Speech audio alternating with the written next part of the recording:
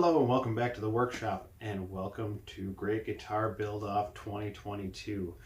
Now I've got a lot planned for this one, and as you've seen in my previous teaser video, we're going to be working with some resin, but I think that the best place to start is going to be to prep and get ready the neck.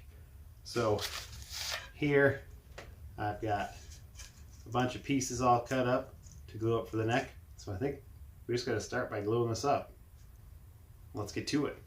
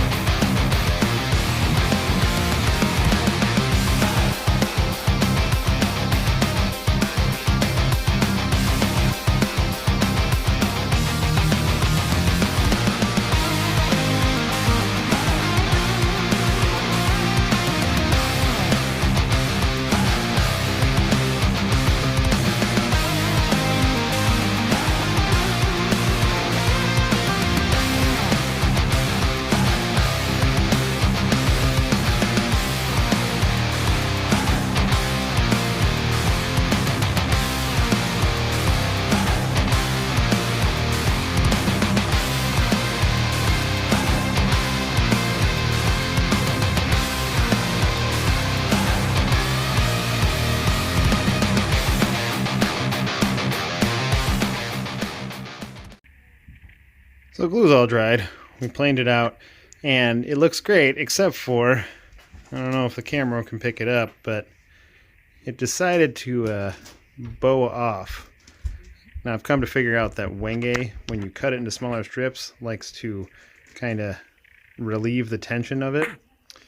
So attempt number 2, I found this piece of galvanized L channel. So I'm going to go ahead and glue up the new one in the L channel and clamp it straight to that channel. But I'm going to do this one in sections. And we'll see if we get a better result. Fingers crossed. Alright, so second attempt has gone much more smoothly. It's nice and straight. And we've made some lovely little shavings here. So we're just going to continue flattening this out, make sure it's all ready to go, and then we can cut the scarf joint on it. So now we're at the point where I got to cut a scarf joint on this. So what I've gone ahead and done is I've set up this little jig on my miter saw here. It's just a square box that I can clamp my neck blank up to so I can cut the 10-degree scarf joint. And then I'm also going to put some of this red heart in between it to do kind of an accent. So essentially all that I'm going to do is I'm using this block to help push it out to the further part of my saw here so that I can better cut the scarf joint and have enough for a headstock if I decide to use it later on. But this one's going to be headless, so it's going to have a head of sorts. It's going to be small, but my biggest problem with headless guitars is there's nothing to hang it from. So without any further ado, let me get cutting.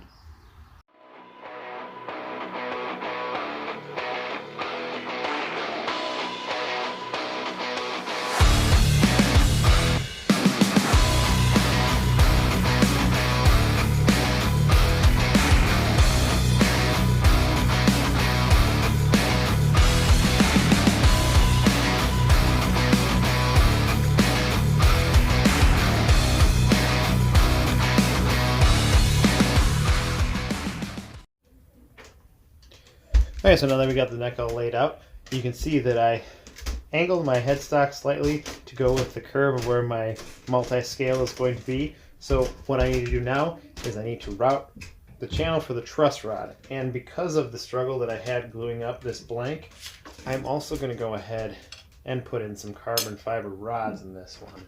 I just want to reduce any chance of any kind of cupping or bowing or anything like that. So, got my router all set up, my guide all set up. Let's just get to some routing.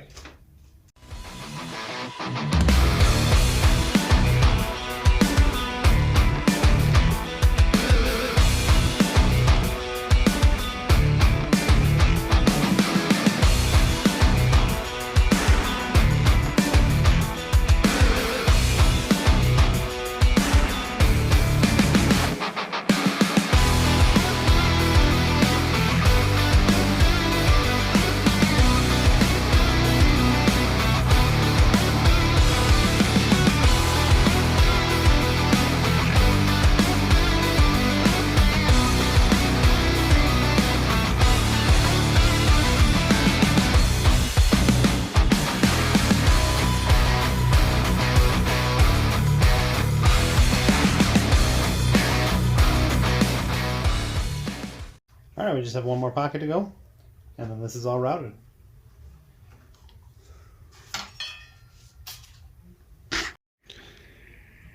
And just like that, we've got all the pockets routed out. They fit nice and smooth, and we've got access to the truss rod. Suppose all that's left is that we have to cut this out to shape. I'm not exactly sure what I want to do with the headstock here, so I'm just going to leave that uncut for now. I may want to stagger my pieces, one up, one down. I'm not quite sure I haven't figured out what I want to do yet, so we'll just leave that.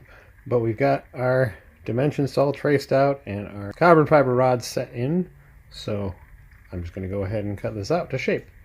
Alright, so now that I've got my neck cut out into the shape that I want it, roughly, I think I figured that I want to, taken for my string lock pieces here, I want to do 4 up top and then go down to this lower line and then do the next 3. So that's going to give me a segmented headstock, which is going to be my final shape, I'm fairly certain of. So with that, I think we just need to start prepping the fretboard. Now I have this lovely board that I got here from Magic Attic Guitars. It is this beautiful piece of Zero Coat, but because of the theme that I'm going for, you notice that this board kind of looks like a landscape, which is going to be the thematic piece to all of this guitar here. So this is going to be the orientation that you're going to see the fretboard. You're going to see kind of the mountain range here, and then this is going to be kind of the sky. So that gives me enough cutoff here to do most of the cutoff for the changing of my width at the very top where this dark part is, and it's going to leave this image right here. So in order to go along with that though, this board, by the time I cut it down, because this is a 7-string, it's not going to be completely wide enough for the neck. So I'm going to have to do a binding on it. I'm going to do a wood binding around it so that I can somewhat match the colors on this fretboard.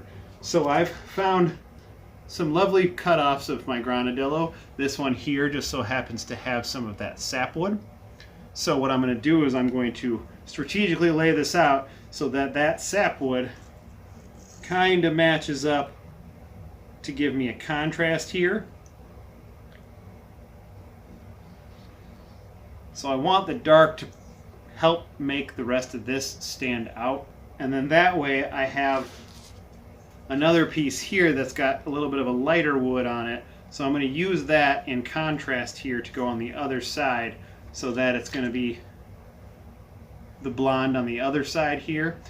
and the darker on the side here, and then I'm going to do another blonde strip around the back because this is primarily the dark wood, so that we can kind of offset all the way across. And for those purposes, I'm also going to have to add another piece at the butt end here, because where my 24th fret lands is pretty close to where that binding is going to go.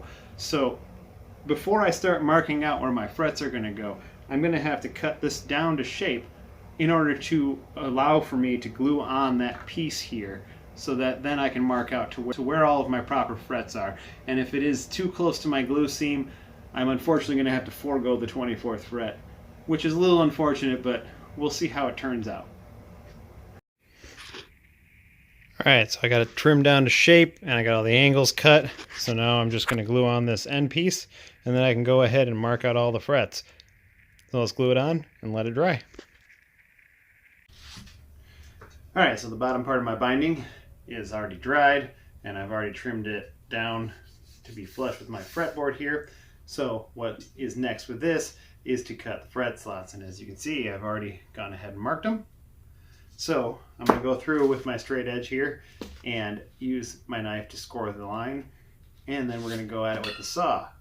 And as you can see, I did finalize my headstock shape. I didn't record myself cutting it, but I am quite happy with the way that that turned out. It obviously still needs a little bit of cleaning up, but that is roughly where it's going to end up being. I'm going to soften these up a bit. They're a little sharper than I want them to be, but everything else is nice and rounded and fits perfectly with my string locks. So with that, we're going to get this fretboard ready, and then we're going to cut some fret slots. And then hopefully we'll glue the binding on right after that.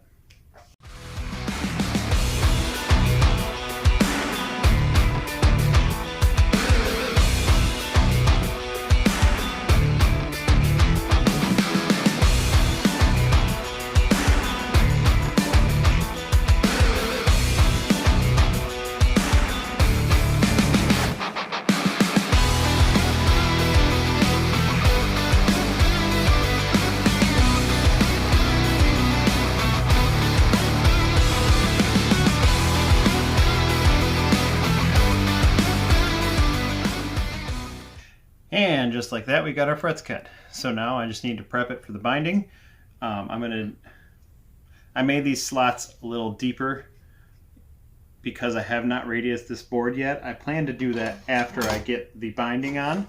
So what I've got here is these nice strips of granadillo, because what I'm going to be doing here is we're going to take this binding and we're going to offset the colors to make the inner part here stand out more.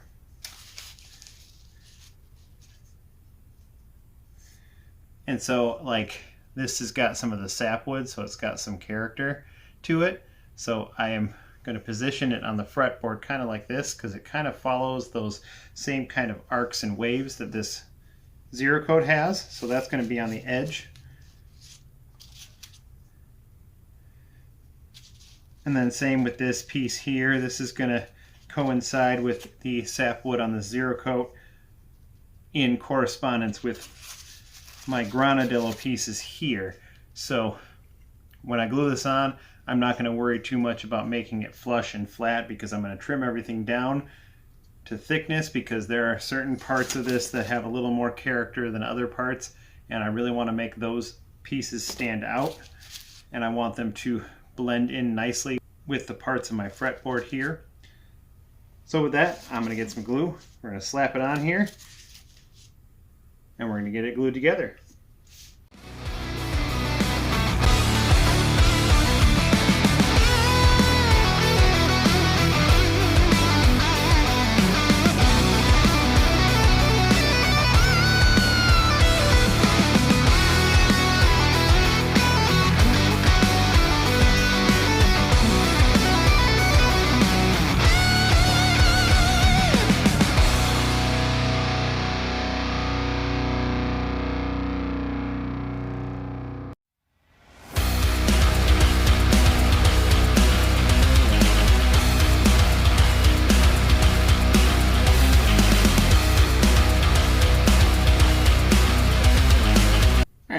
most conventional way of clamping the binding on, but because I'm not trying to be super accurate with it, this will do. So we're going to go ahead and let this dry, and then I will flatten all these out and we'll radius the board. So the binding is now all glued on, fret slots are cut. Now all that's left is going to be radiusing this, but I think I'm going to do that after I glue it onto the neck. So we're going to go ahead and do that, and then that way I can shape the rest of the neck.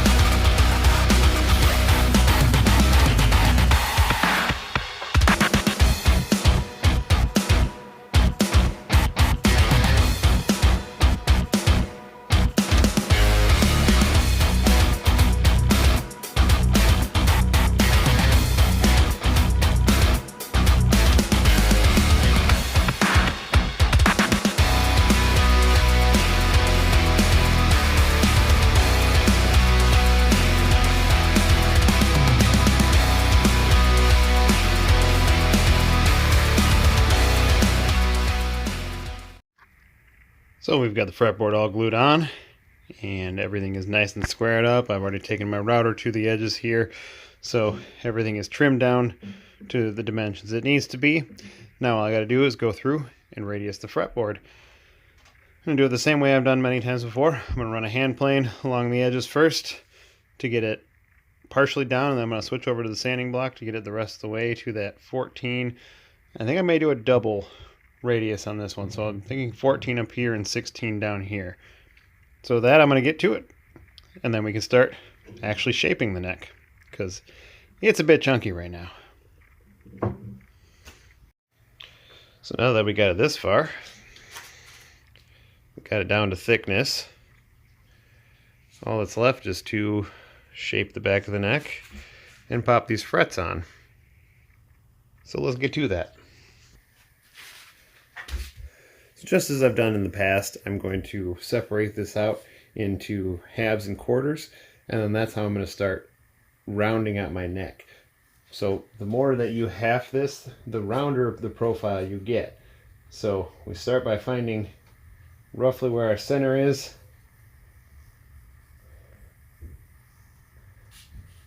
and then roughly the center here.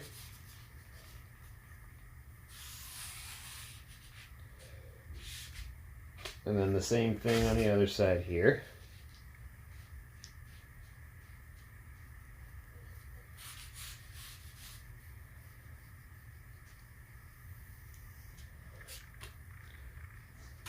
And then right on the side here. Now the more that I carve away, the more I'm going to have it. And then with every half, you're getting closer to that rounded profile.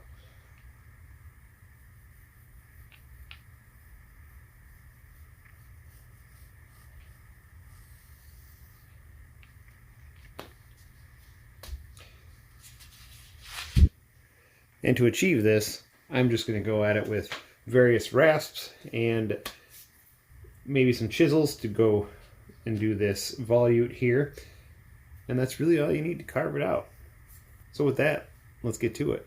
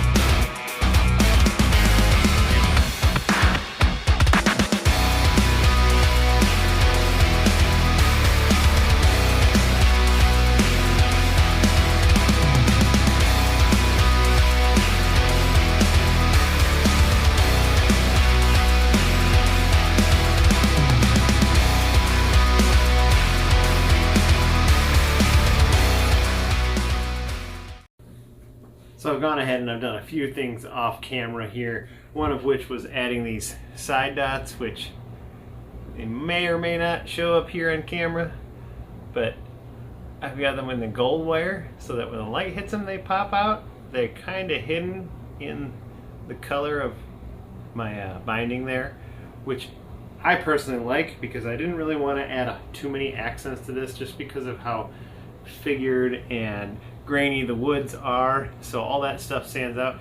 I've also gone ahead and I've oiled my fretboard here, and that really made all that grain pop. I can't thank Isaac from Magic Attic Guitars enough for this fretboard. It just not only goes really well with my theme, but God, is that gorgeous, especially now that I've got some oil on there. Now, I've been asked in the past why I oil my fretboard before I put the frets on, and there's a few reasons why I do that. One of which is that it stands as a check and balance for me to make sure my fretboard is nice, sanded, flushed, scraped, so that there is no inconsistencies in it, and to make sure that I'm completely flat before I go in and put any frets on. That way I can do micro adjustments later when I work with the truss rod, and then I can just make sure that I'm nice and straight along my fretboard here. The other thing is it makes a nice clean surface underneath the frets before I do any final fretwork. And the last reason is because when I set these in, I like to use a small syringe here to pop a little glue in these fret slots to fill any voids or vacancies underneath the fret tang. And having the oil on the fretboard makes it much easier to wipe away any excess that might come out when you're pounding the frets in, or in this case, using a clamping caul, so that there's just no leftover residue. The problem when you wipe away any glue, if you've done any gluing, is that that residue can leave marks or stains on the wood that you're working with, and especially on a fretboard, which is going to be one of, at least in this case, one of the main show pieces because of that fretboard. I don't want any stains or inconsistencies in that fretboard, as I wouldn't really want it in any fretboard that I work on. So without that all out of the way, I've got my frets all cut and ready to go. So now it's just time to start popping them in.